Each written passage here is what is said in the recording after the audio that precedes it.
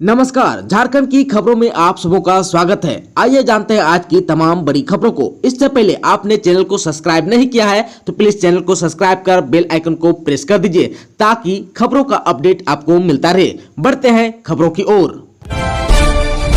CM Hemant Soren ने Ranchi press club के नवनिर्वाचित सदस्यों को दी बधाई।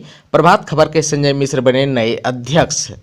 मुख्यमंत्री हेमंत सोरेन ने रांची प्रेस क्लब के तृतीय द्विवार्षिक कार्यकारिणी चुनाव में अध्यक्ष सहित सभी नवनिर्वाचित पदाधिकारी और सदस्यों को बधाई दी। साथ ही सीएम श्री सोरेन ने विश्वास जताया कि सभी नवनिर्वाचित पदाधिकारी रांची प्रेस क्लब को देश का आदर्श प्रेस क्लब बनाने में अपनी अहम भूमिका निभाएंगे। इस चुनाव में प्रभात खबर के रांची संपादक संजय मिश्र नए अध्यक्ष बने। रांची प्रेस क्लब के वर्तमान सचिव अखिलेश कुमार सिंह को 93 वोटों के अंतर से हराकर प्रभात खबर के संजय मिश्र अध्यक्ष बने। संजय मिश्र को कुल 371 वोट मिले, जबकि अखिलेश कुमार सिंह को 278 वोट मिले। तीसरे स्थान पर रहे कुमार आनंद को 117 वोट मिले। जीत के बाद नए अध्यक्ष संजय मिश्र ने सभी के सहयोग के लिए आभार व्यक्त किया। साथ ही कहा कि रांची प्रेस क्लब पत्रकारों का क्लब है और इसे आगे बढ़ाने में हमारे साथ अन्य पदाधिकारी और सदस्यों का सहयोग निरंतर रहेगा। साथ ही उन्होंने आशा जताई कि वरिष्ठ पत्रकारों का मार्गदर्शन और कृषकों के सहयोग से इस क्लब को आगे बढ़ाने में मदद मिलेगी। खेल को बढ़ावा देने के लिए केंद्र सरकार की कई योजनाएं। कोल्हान के कई खिलाड़ियों को मिली नौकरी। अर्जुन मुंडा। खरसवां के युवा विकास संघ बसाहातू की ओर से खुटपानी की बसाहातू फुटबॉल मैदान में 56 टीमों के बीच 3 दिवसीय फुटबॉल प्रतियोगिता का आयोजन हुआ। इस प्रतियोगिता का फाइनल मैच MSC मतालडी और इनुम कुट्टी डोमरा के बीच खेला गया। इस रोमांचक मुकाबले में पेनाल्टी गोल के जरिए मतालडी की टीम 2-1 से विजेता रही। पुरस्कार वितरण समारोह में पहुंचे स्थानीय सांसद सह केंद्रीय जनजातीय कल्याण मंत्री अर्जुन मुंडा ने टीमों को पुरस्कृत किया। पुरस्कार वितरण समारोह को संबोधित करते हुए केंद्रीय मंत्री अर्जुन मुंडा ने कहा कि खेल के क्षेत्र में बेहतर भविष्य बनाया जा सकता है। कोल्हान से काफी संख्या में खिलाड़ियों को नौकरी मिली है। प्रधानमंत्री नरेंद्र मोदी के नेतृत्व में केंद्र सरकार खेल को बढ़ावा देने के लिए कई योजना चला रही है। देश में खेल का अच्छा वातावरण तैयार हो रहा है। उन्होंने खिलाड़ियों से खेल नियमों का पालन करने के साथ साथ अनुशासित होकर खेलने की अपील की। उन्होंने खेल में मुकाम हासिल करने के लिए लगन के साथ कड़ी मेहनत और अनुशासन में रहने की बात कही। केंद्रीय मंत्री श्री अर्जुन मुंडा ने कहा कि जल्द ही खुट्टी लोकसभा क्षेत्र में सांसद फुटबॉल प्रतियोगिता का आयोजन किया जाएगा ताकि गांव की खेल प्रतिभाओं का तराश कर मंच प्रदान किया जा सके। कहा कि उनके मंत्रालय की ओर से आदिवासी बाहुल सभी प्रखंडों में एकलव्य विद्यालय खोला जा रहा है। इन विद्यालयों में पढ़ाई के साथ साथ खेल की भी विशेष व्यवस्था होगी। उन्होंने खेल के क्षेत्र में भी आधारभूत संरचना को मजबूत करने पर बल दिया। झारखंड में कोरोना संक्रमित मरीजों की संख्या 316 हुई। हर दिन मिल रहा है 52 नए मरीज। झारखंड के 2 जिलों में कोरोना के एक्टिव केस 100 से अधिक हो गया। इनमें रांची और कोडरमा शामिल है। रांची में जहां एक्टिव केस की संख्या बढ़कर 125 हो गई, वहीं कोडरमा में भी आंकड़ा 105 पहुंच गया है। राज्य में पिछले 4 दिनों में 208 नए संक्रमित की पहचान हुई थी। इस दौरान प्रत्येक दिन औसतन 52 नए संक्रमित मिले हैं। एक्टिव केस की बात करें तो राज्य में 18 दिसंबर को एक्टिव केस की संख्या 139 थी, जो बढ़कर अब 316 हो गई। धनबाद में 32, पूर्वी सिंहभूम में 25, गुमला में 8, बोकारो में 6, लातेहार में 4, हजारीबाग तथा चतरा में 3 तथा देवघर, सिमडेगा, रामगढ़, सरायकेला खरसावां तथा पश्चिमी सिंहभूम में 1 सक्रिय केस हो गए हैं। हालांकि राज्य के 10 जिले साहिबगंज, पलामू, पाकुड़, लोहरदगा, जामताड़ा, खूंटी, दुमका, गढ़वा, गिरिडीह तथा गोड्डा में एक भी एक्टिव केस वर्तमान में नहीं है। झारखंड ने ओढ़ी कोहरे की चादर। 3 दिनों तक बढ़ेगा राज्य का तापमान। 29 को ओलावृष्टि की है आशंका। झारखंड में लगातार बढ़ती ठंड के बीच मौसम ने एक बार फिर से करवट ले ली है। पिछले 2 दिनों से राज्य में बादल छाए हुए हैं। इसके कारण सुबह देर तक घना कोहरा छाया रहा। इसके कारण के आसपास इलाकों में विजिबिलिटी 50 मीटर से भी कम हो गई है। हालांकि दिन चढ़ने के साथ ही कोहरा छट भी जाता है। वहीं बादल छाए रहने के कारण राज्य के तापमान में बढ़ोतरी दर्ज की गई है। पिछले 24 घंटे में राज्य रांची का तापमान 11 डिग्री सेल्सियस तक पहुंच गया। वहीं मौसम विज्ञान केंद्र रांची की माने तो अगले 3 दिनों तक तापमान में बढ़ोतरी होने की संभावना है। मौसम वैज्ञानिक अभिषेक आनंद ने बताया कि 28 और 29 दिसंबर को बादल छाए रहेंगे और राज्य के अधिकतर जिलों में बारिश होने की संभावना जताई है। वहीं राज्य के पश्चिमी और मध्य इलाकों में 29 दिसंबर को ओलावृष्टि की चेतावनी भी जारी की गई है। उन्होंने बताया कि बारिश और ओलावृष्टि के कारण अधिकतम तापमान में गिरावट आएगी। मौसम विभाग के अनुसार राज्य में 31 दिसंबर के बाद तापमान में गिरावट आएगी। सुबह कोहरा रहेगा और दिन में आसमान साफ रहेगा। इस दौरान उत्तर पश्चिमी हवा चलेगी और पहाड़ों से बर्फीली हवा भी आएगी। इससे सर्दी बढ़ने का अनुमान है। हेमंत सरकार के 2 साल पूरे, धनबाद में सौगातों की बारिश। 29 को 105 करोड़ की 65 योजनाओं का उद्घाटन और शिलान्यास करेंगे सीएम। 29 दिसंबर को हेमंत सरकार का 2 साल का कार्यकाल पूरा हो रहा है।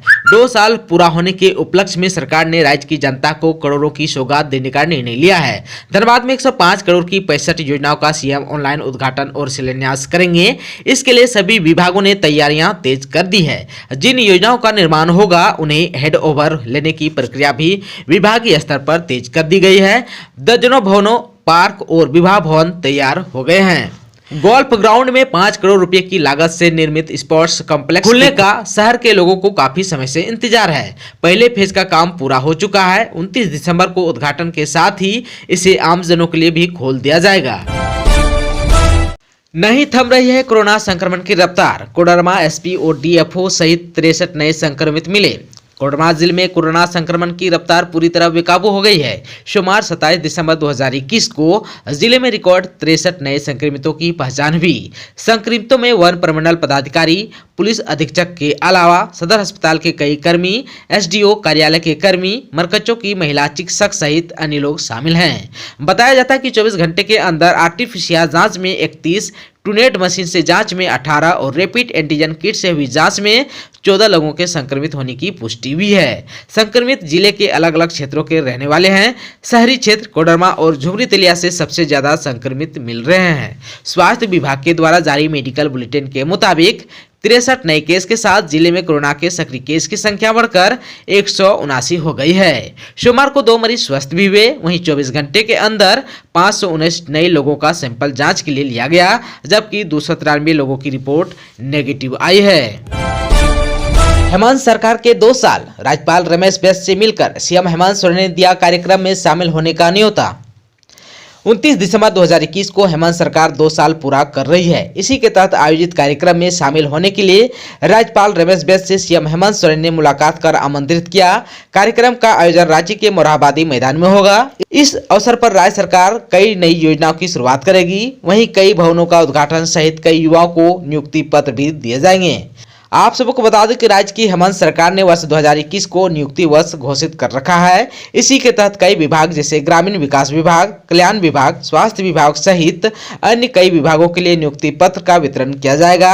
साथ ही सीएम श्री सोरेन लाभुकों के बीच परिसंपत्ति का भी वितरण करेंगे। खरसवां शहीद दिवस की तैयारी का जायजा लेने पहुंचे कोल्हान आयुक्त, सुरक्षा व्यवस्था समेत कई अन्य दिशा निर्देश दिए। आगामी 1 जनवरी 2022 को खरसवां में आयोजित होने वाले शहीद दिवस की तैयारी का जायजा लेने के लिए कोल्हान आयुक्त मनोज कुमार सोमवार को खरसवां पहुंचे। इस मौके पर मुख्यमंत्री हेमंत सोरेन के संभावित कार्यक्रम को लेकर तैयारियों का भी जायजा लेते हुए कई आवश्यक दिशा निर्देश भी दिए। कोल्हान आयुक्त मनोज कुमार ने सरायकेला खरसवां जिला के डीसी अरवा राजकमल और एसपी आनंद प्रकाश के साथ शहीद पार्क में किए जा रहे सौंदर्यीकरण कार्य का भी जायजा लिया। पूरे शहीद पार्क का अवलोकन कर आवश्यक दिशा निर्देश भी दिए। शहीद पार्क में किए जा रहे रंग रोगन और पौधारोपण कार्य की प्रगति पर संतोष व्यक्त किया। इस दौरान बैरिकेडिंग करने पर भी चर्चा की गई। श्रद्धांजलि देने के लिए पहुंचने वाले लोगों को किसी तरह की परेशानी ना हो तथा लोग व्यवस्थित ढंग से शहीदों को अच्छी तरह से श्रद्धांजलि दे सके, इसको लेकर भी आवश्यक दिशा निर्देश दिया। इसके पश्चात खरसवां हाई स्कूल मैदान पहुंचकर हेलीपैड बनाने पर भी चर्चा की। ट्रैफिक व्यवस्था से लेकर सुरक्षा व्यवस्था पर भी चर्चा की गई। नए साल में बाबा मंदिर समेत अन्य पर्यटन स्थलों की सुरक्षा व्यवस्था रहेगी चाक चौबंद, हुड़दंगियों पर विशेष नजर। नए साल के अवसर पर बाबा बैद्यनाथ मंदिर में पूजा अर्चना के साथ पर्यटक स्थलों पर भ्रमण के लिए काफी संख्या में श्रद्धालु सहित पर्यटक देवघर पहुंचेंगे। इसे देखते हुए पुख्ता सुरक्षा व्यवस्था की गई है। एसपी धनंजय कुमार सिंह ने बताया कि डीसी और उनके स्तर से संयुक्त आदेश जारी किया जाएगा। 29 दिसंबर से लेकर 3 जनवरी तक पुलिस पदाधिकारियों को बाबा मंदिर पर्यटक स्थल पर ट्रैफिक व्यवस्था के लिए प्रतिनियुक्त कर दी गई है। नए साल के आगमन को लेकर भारी संख्या में पर्यटक और स्थानीय लोग 31 दिसंबर की रात को जश्न मनाएंगे। वहीं 1 जनवरी को पर्यटक स्थलों और पिकनिक स्पॉट तपोवन, नंदन पहाड़, पुनासी, त्रिकूट, चिल्ड्रन पार्क आदि जगहों पर जुटेंगे। इन स्थानों पर उपद्रवियों पर हुड़दंगियों पर विशेष नजर रहेगी। सुरक्षा में 2 बाइक दस्ता और विशेष सुरक्षा दस्ता को भी शामिल किया गया है। इसके लिए यातायात में भी पदाधिकारी और पुलिसकर्मियों को ड्यूटी पर लगाया गया है। मनरेगा में नहीं बरतें लापरवाही, शिकायतों का निपटारा कर रोजगार पर दें जोर, बोले ग्रामीण विकास सचिव मनीष रंजन। मनरेगा के सफल क्रियान्वयन को लेकर ग्रामीण विकास विभाग के सचिव डॉक्टर मनीष रंजन ने राज्य के सभी उप विकास आयुक्तों के साथ वर्चुअल बैठक की एवं मनरेगा कार्य का समय से निष्पादन को लेकर टास्क सौंपा। इस दौरान उन्होंने स्पष्ट कहा कि मनरेगा कार्य में किसी प्रकार की लापरवाही नहीं बरतें। मनरेगा का उद्देश्य रोजगार सृजन है। योजनाएं संचालित कर ग्रामीणों को रोजगार मुहैया करवाना सुनिश्चित करें। मनीष रंजन ने एरिया ऑफिसर ऐप के माध्यम से सभी प्रखंड विकास पदाधिकारी, प्रखंड कार्यक्रम पदाधिकारी, सहायक अभियंता एवं कन्या अभियंता को 50-50 चालू योजनाओं का प्रतिमाह निरीक्षण करने एवं उसका प्रतिवेदन ऐप पर अपलोड करने का निर्देश दिया। उन्होंने सभी ग्राम पंचायतों में मेट के माध्यम से मास्टर रोल में निहित मजदूरों की उपस्थिति NMMS ऐप के माध्यम से कैप्चर करते हुए अपलोड करने का भी निर्देश दिया। मनरेगा आयुक्त ने सामाजिक अंकेक्षण के क्रम में प्राप्त मामलों में कार्रवाई नहीं होने पर नाराजगी व्यक्त की। साथ ही निर्णय के अनुसार राशि की वसूली करते हुए ATR मनरेगा सॉफ्ट पर अपलोड करने का निर्देश दिया। गोड्डा में रेल परिचालन 2021 की उपलब्धियों में रहा एक। वर्ष 2021 की समापन बेला आ चुकी है। साल भर हुए कार्य सहित अन्य चीजों की समीक्षा हो रही है। गोड्डा जिला के वर्ष 2021 यादगार रहा। आजादी के बाद पहली बार गोड्डा जिला मुख्यालय रेल से जुड़ा। गोड्डा स्टेशन से बहुत ही कम समय में 6 ट्रेन चल रही है। यात्री सुविधा को लेकर अब भी कई कार्य जारी है। प्लेटफॉर्म नंबर 3 और 4 पर जोर शोर से काम चल रहा है। आने वाले समय में वॉशिंग पिट भी बनकर तैयार हो जाएगा। इस पर भी काम चल रहा है। रेल के लिहाज से देखा जाए तो यह साल गोड्डा के लिए ऐतिहासिक रहा, जहां पहली बार गोड्डा हसदिया रेलखंड पर 22 फरवरी 2021 को मालगाड़ी के साथ ट्रायल इंजन गोड्डा स्टेशन पर पहुंचा।